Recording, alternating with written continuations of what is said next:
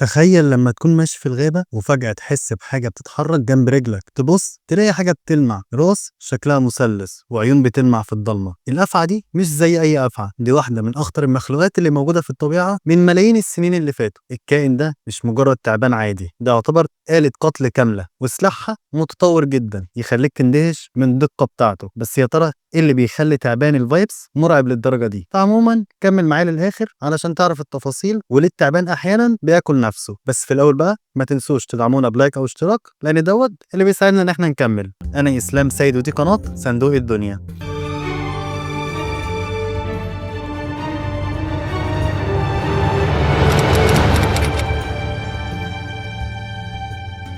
اللي بيميز الأفعى دي قبل أي حاجة تانية هو الأنياب بتاعتها. تخيل أنياب طولها ممكن يوصل ل5 سنتي، وده بيكون في بعض الأنواع العملاقة منها. والأغرب إن هي مش ثابتة جوه البق زي باقي التعابين، دي بتتني لجوه وتستخبى، ولما يجي وقت الهجوم البق كله بيتفتح ل 180 درجة، والأنبوبتين دول بيطلعوا قدام كأنهم سيوف صغيرة. والأغرب إن هي بتقدر تحركهم بشكل مستقل جدا علشان تعرف تحدد الزاوية الأنسب اللي تقدر تهجم بيهم. الضربة دي بتحصل في أقل من ربع ثانية، يعني أسرع من إن عينيك تلحق تشوفها أصلا. واللي بيخلي المسألة دي أبشع من أي حاجة تانية هو السم اللي ورا الأنياب دي. سم الأفعى دي مش واحد، لكن في العموم هو كارثة بتمشي جوه الجسم نفسه. في نوع بيخلي الدم يتجلط لدرجة إن هو ممكن يوقف الكلى ويخليها ما تشتغلش، وبعدها الجسم بينهار لأنه فجأة بيطلع مواد مضادة للتجلط، وده اللي ممكن يخلي أي نزيف مهما كان بسيط إن هو يستمر من غير ما يقف. وفي نوع تاني بيشتغل على الأنسجة نفسها، يدمرها، يسبب ألم رهيب وتورمات ممكن تنتهي بالغرغرينة، وساعات بتوصل كمان لا قدر الله لبتر الأطراف. وأشهر مثال على ده إن في أفعى قاتلة في آسيا اتسببت إن في ناس كتير جدا يحصل لهم فشل كلوي كامل بعد اللدغة بتاعتهم. الفكرة إن السم هنا مش مجرد أداة دفاع بس، ده نظام معقد جدا علشان يخلي الفريسة تنهار من جوه الأول. لكن مع كل القوة دي الأفعى دي مش بتجري ورا فرائسها زي الأسود أو الفهود، لا، هي بتصطاد بصبر، ممكن تستخبى ساعات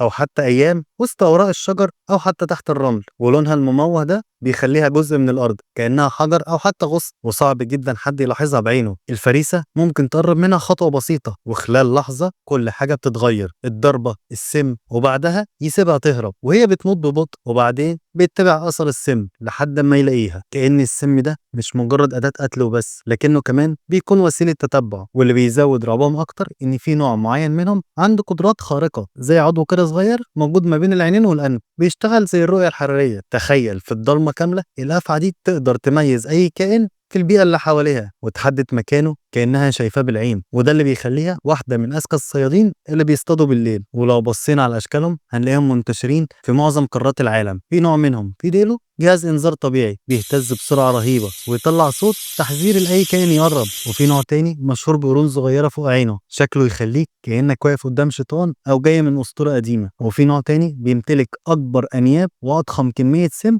بين أبناء العيلة بتاعته، وفي نوع تاني شكله جميل بألوان زاهية ما بين الأخضر والأصفر والأزرق، جمال يخدع العين لكنه بيخفي موت مؤكد. ومع كده الأفاعي دي مش بتهاجم بعشوائية، دي عندها سلوك محسوب جدا، ساعات بتعض بضربة جافة من غير ما تطلع سم وكأنها بتحاول تحافظ على السم. الغريب بقى إن هي بتقدر تتحكم في كمية السم اللي بتطلعها، جرعة صغيرة لفريسة صغيرة وجرعة كاملة لو قدامها فريسة أكبر. وحتى كمان في دورة حياتها الطبيعية هتلاقيها مختلفة، لأن معظم التعابين بتحط البيض عادي، لكن النوع ده بيولد تعابين صغيرة. وفي المناطق الباردة ممكن مئات أو آلاف الأفاعي من النوع ده تتجمع في مكان واحد وتدخل في ثبات شتوي، منظر كفيل إن هو يرعب أي بني آدم لو شافه. كل ده يخلينا نعرف إن إحنا قدام كائن استثنائي في الهجوم وفي الدفاع. أنياب بتطلع وتتحرك بمزاجه، سم بيضرب الدم والأعصاب وبيتحكم كمان في كميته، حواس إضافية تخليها تشوف الفريسة في الضلمة. ورغم إن هي شكلها مرعب لكن هي بتلعب دور مهم جدا في الطبيعة، لو اختفت القوارض هتتكاثر بشكل مرعب والتوازن البيئي كله هينهار. ومع كل الغموض الرهيب ده في ظاهرة غريبة حصلت، التعبان يلف على نفسه ويبدأ يعض ديله. المشهد ده ساعات يبان إن هو كأنه محاولة انتحار أو جنون، لكن الحقيقة إن هو مرتبط بالتوتر والحرارة العالية أو حتى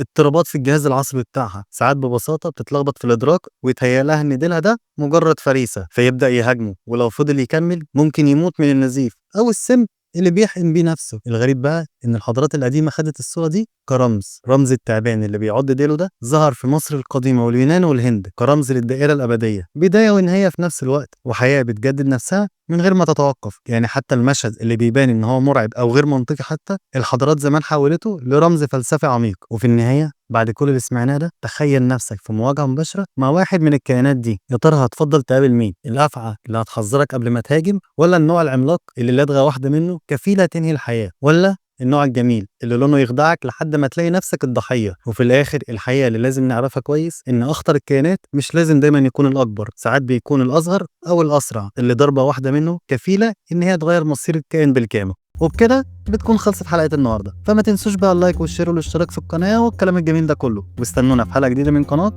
صندوق الدنيا.